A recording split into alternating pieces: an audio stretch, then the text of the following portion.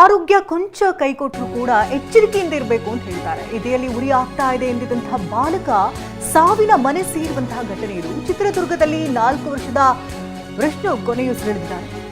ಚಿತ್ರದುರ್ಗ ಜಿಲ್ಲೆಯ ಹಿರಿಯೂರು ಪಟ್ಟಣದಲ್ಲಿ ನಡೆದಿರುವಂತಹ ಘಟನೆ ಇದು. ಎದೆ ಭಾಗದಲ್ಲಿ ಉರಿತಾ ಇದೆ ಅಂತ ಪೋಷಕರಿಗೆ ಆತ ಹೇಳ್ತಾರೆ.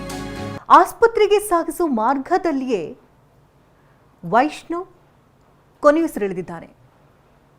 ಎದೆ ಉರಿ ಇದೆ ಅಂತ ಹೇಳ್ತಾ ಇದ್ದಂತಹ ವೈಷ್ಣವ್ ಕ್ಷಣಾರ್ಧದಲ್ಲೇ ಸಾವನ್ನಪ್ಪಿರುವುದು ನಿಜಕ್ಕೂ ಕೂಡ ಪೋಷಕರು ಕೂಡ ಆತಂಕವನ್ನ ತಂದು, ಎದೆ ಉರಿ ಕಾಣಿಸ್ಕೊಳ್ತಾ ಇದೆ, ಗ್ಯಾಸ್ಟ್ರಿಕ್ ಆಗಿರಬಹುದು ಅಂತಲೇ ಪೋಷಕರು ಅಂದುಕೊಂಡಿರ್ತಾರೆ, ಮನೆ ಮದ್ದನ್ನು ಕೊಟ್ಟಿರ್ತಾರೆ. ಆದರೆ ಚೇತರಿಕೆ ಕಾಣ್ತಾ ಇಲ್ಲ ಅಂತಿದ್ದಂತೆ ಪೋಷಕರು ಮಗುವನ್ನು ಎತ್ಕೊಂಡು ಆಸ್ಪತ್ರೆಗೆ ಕರ್ಕೊಂಡು ಹೋಗ್ತಿರ್ತಾರೆ. ಅಷ್ಟರಲ್ಲಾಗಲೇ ಮಾರ್ಗ ಮಧ್ಯೆಯೇ ವೈಷ್ಣವ್ ಕೊನೆಯುಸಿರೆಳೆದಿದ್ದಾರೆ.